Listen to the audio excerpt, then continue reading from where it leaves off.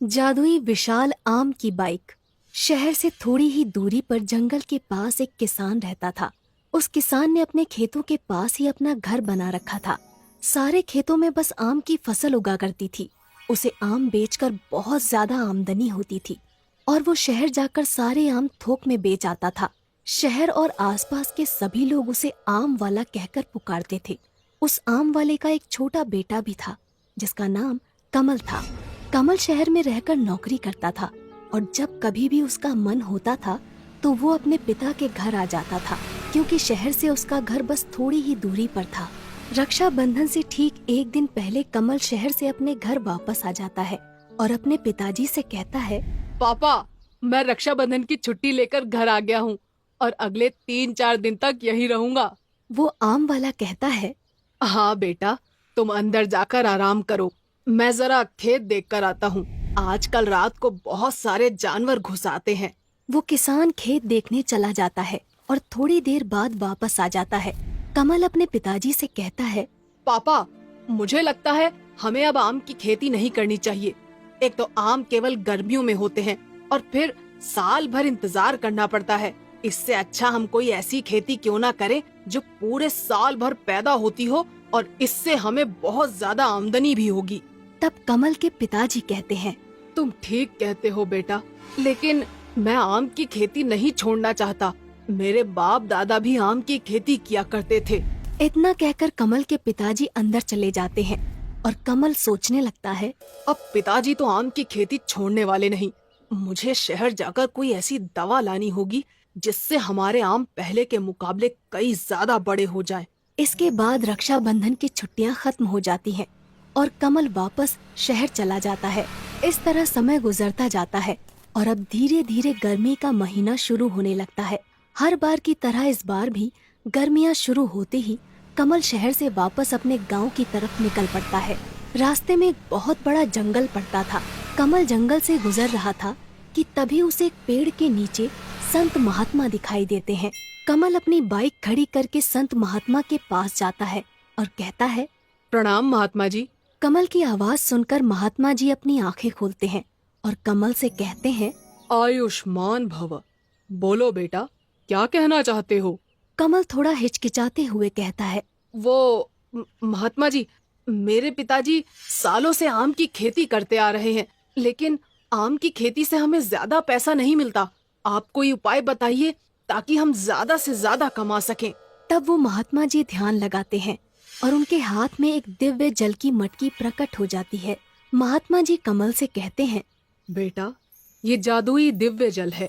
इस मटकी के अंदर तुम जो कुछ भी रख दोगे वो जादुई हो जाएगा, लेकिन याद रहे, इसका उपयोग तुम केवल एक ही बार कर सकते हो।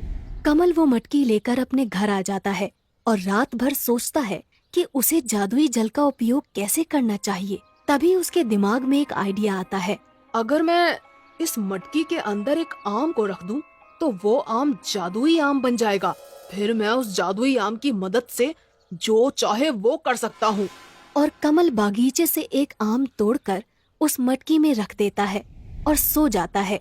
अगली सुबह जब कमल सोकर उठता है तो उस मटकी का दिव्य जल गायब हो जाता है और उसके अंदर वो आम ज्यों का त्यों रखा हुआ था।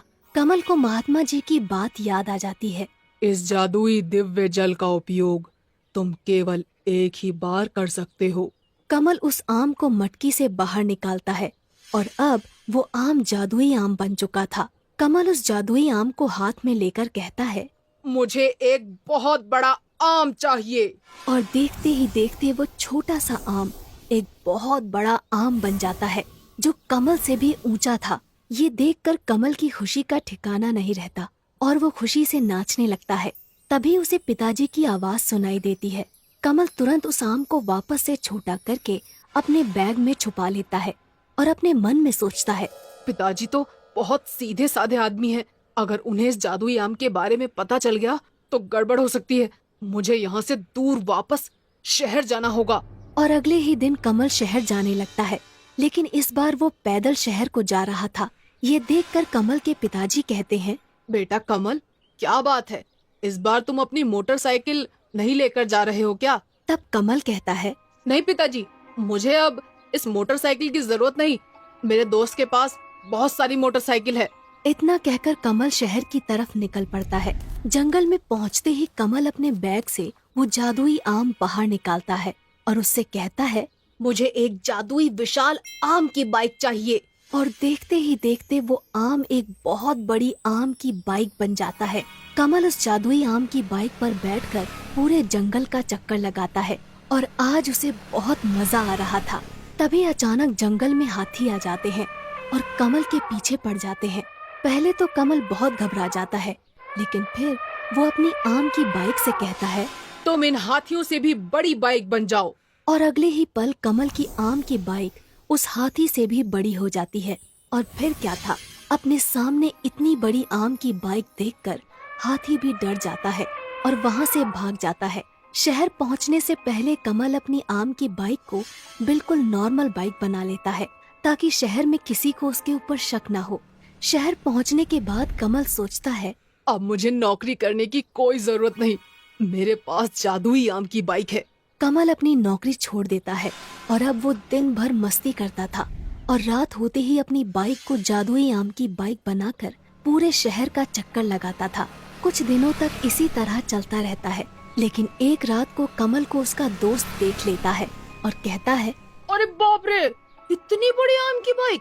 अब मैं समझा कमल के पास इतना सारा पैसा आ कहाँ से रहा है। आजकल इसकी इतनी अकड़ बढ़ गई है, इसे सबक सिखाना ही पड़ेगा। अगली सुबह होते ही कमल का वो दोस्त कमल के पास पहुंच जाता है और उससे कहता है, अरे भाई, तुम तो हमें भूल ही गए। तब कमल कहता है, नहीं नहीं यार, ऐसा कुछ नहीं है, बस टाइम नहीं मिला इसलिए तुमसे मिल नहीं पाया। तब कमल का दोस्त कमल से कहता है, अरे बाप रे, हाँ हाँ कोई बात नहीं, आज तुम्हें मेरे साथ चलना ही होगा। हम दोनों रात को सिनेमा देखेंगे। कमल रात को सिनेमा जाने के लिए तैयार हो जाता है। रात होते ही कमल और उसका दोस्त सिनेमा घर में पहुंच जाते हैं और सिनेमा देखने लगते हैं। तभी कमल का दोस्त कमल से कहता है, तुम सिनेमा देखो, मैं बस अभी आता हूँ 5 मिनट में। इतना कहकर कमल का दोस्त वहाँ से चला जाता है और कमल सिनेमा देखने में व्यस्त हो जाता है। कमल का दोस्त तुरंत अपनी गाड़ी से कमल के रूम पर पहुँच जाता है। वहाँ उसकी बाइक खड़ी हुई थी। अच्छा, तो ये है वो विशाल आम की बाइक। इसी की वजह से आजकल कमल बहुत भाव खाने लगा है। आज मैं इसका किस्सा ही खत्म कर देता हूँ। इसके बाद कमल का दोस्त पेट्रोल डालकर कमल की बाइक में आग लगा देता है और देखते ही देखते उसकी बाइक जलकर राख हो जाती है। कमल का दोस्त वापस कमल के पास सिनेमा घर में पहुंच जाता है। 1 घंटे बाद सिनेमा खत्म हो जाता है और दोनों वापस अपने अपने घर की तरफ निकल पड़ते हैं।